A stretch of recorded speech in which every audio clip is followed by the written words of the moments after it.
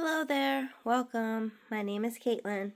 This is a collective tarot and oracle reading plus some journaling prompts that I prepared for Crochet Circle Live that I hosted on Insight Timer on September 16th, 2025.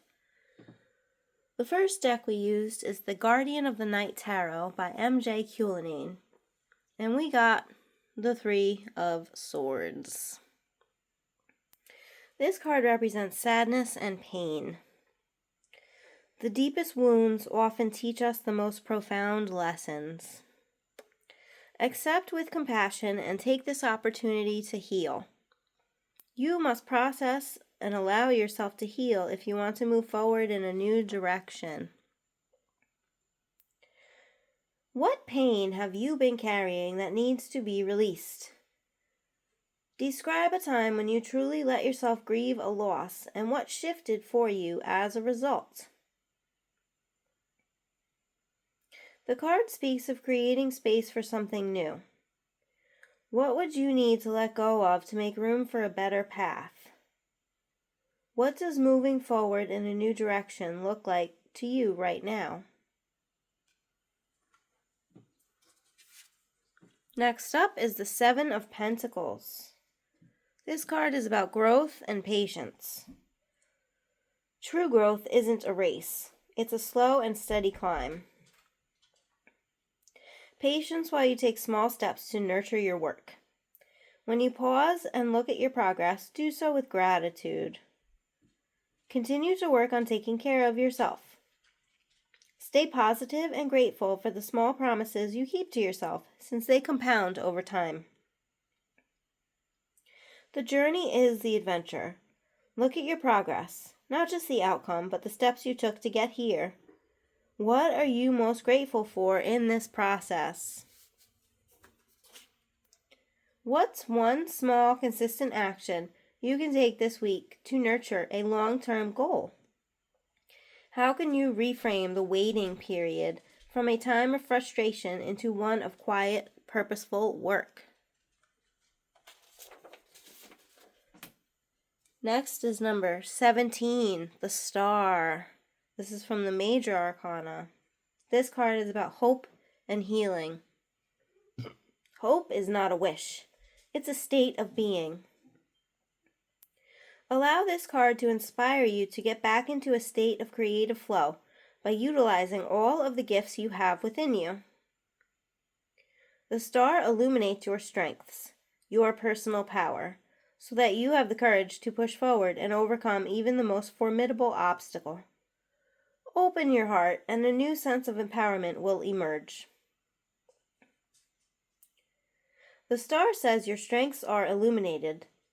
What are 3 strengths you often take for granted, and how can you use them to push past a current obstacle? How can you actively invite healing energy into your life right now? What creative practice or spiritual ritual makes you feel most connected to a sense of hope? Next up is the King of Cups. This guy is about emotional stability and empathy. The most powerful leaders are those who lead with compassion. Many people rely on the king, and he is loving, empathetic, and intuitive in response to their needs. This card can represent the energy of a situation that requires the setting of boundaries and expression of compassion. Allow yourself to rely on the presence of support and emotional stability through tough times. It may also mean that you are in a position to support others and provide guidance. This king's energy is tolerant of all differences and offers a warm, compassionate reception to all he encounters. Use your intuition and emotional intelligence to find solutions that reduce disagreements. Think of a difficult situation you're facing. How would the King of Cups, with his empathy and stable presence, approach it? What boundaries might you need to set to protect your own peace? The card speaks of reducing disagreement. Where in your life can you be the bridge, using your intuition to find solutions that benefit everyone involved?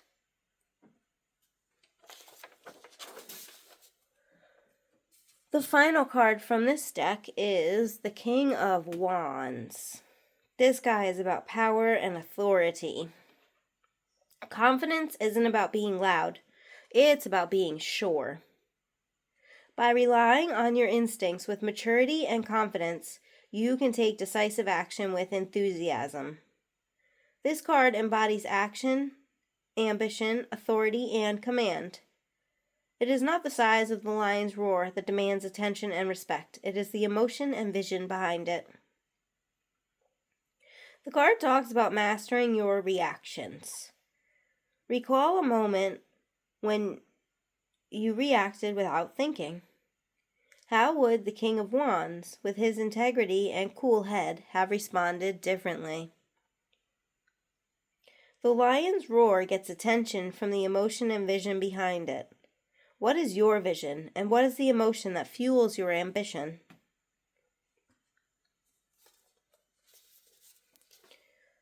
Next up, we have cards from the Spirit Animal Oracle by Colette Baron Reed.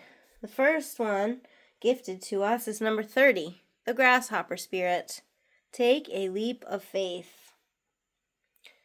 What would you do if you knew you couldn't fail?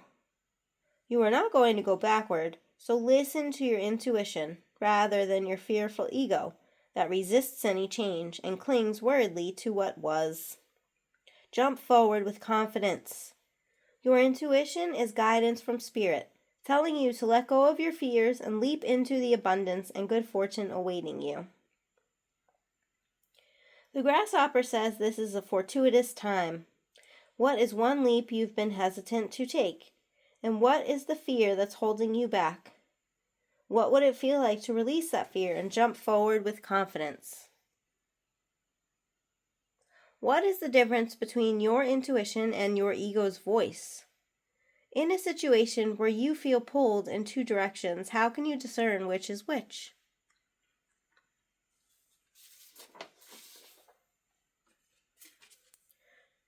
Number 62, the Turtle Spirit, came to us next.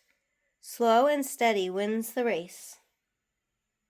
Sometimes the fastest way to get where you're going is to slow down. This may be a time to crawl before walking, taking your time to align to Turtle Spirit's pace as you contemplate this road you are on. Spirit conspires on your behalf, so slow to a crawl or even a stop, releasing any fear that life is a race that you might be losing. In what area of your life are you rushing or trying to force an outcome? What would it look like to simply be with where you are, trusting that peace and prosperity are already yours to enjoy? What is one thing you can do today that requires your full, unhurried attention? How does slowing down change your perspective on what truly matters? And the last card for this collective pull is number 26, the Flamingo Spirit. Embrace the in-between. Where you are is exactly where you are meant to be. Do not resist Flamingo Spirit's call to be fully present in the now, where the real magic happens. You have one foot in the life you are moving away from, and one in the future, as you become the one who leads the life of your highest intentions. Remain here in a balanced state of mind, for there is much to know and learn before going forward with new plans. For now, be still and know that Spirit is here, co-creating with you in this moment. The card speaks of having one foot in the past and one in the future. What are you learning about yourself in this transitional space? What is the discomfort of in-between telling you? What miraculous possibilities are you blind to because you're rushing to the next thing? All right, my friends. That is all of the information I have for you today for this reading.